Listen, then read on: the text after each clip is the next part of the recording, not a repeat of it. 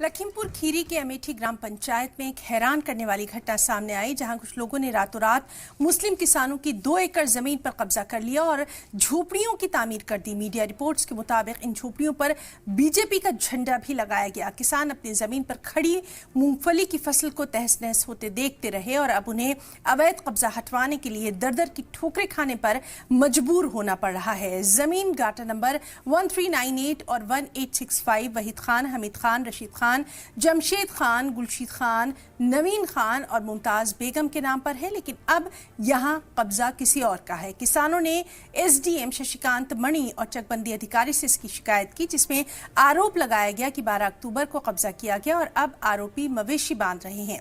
SDM के मुताबिक police ने मौके पर जाकर दोनों पक्षों से अभिलेख मांगे, लेकिन मामला अभी तक हल नहीं हो पाया। उन्होंने आश्वासन दिया कि पुलिस फोर्स के जरिए जल्द ही अवैध कब्जा हटा लिया जाएगा।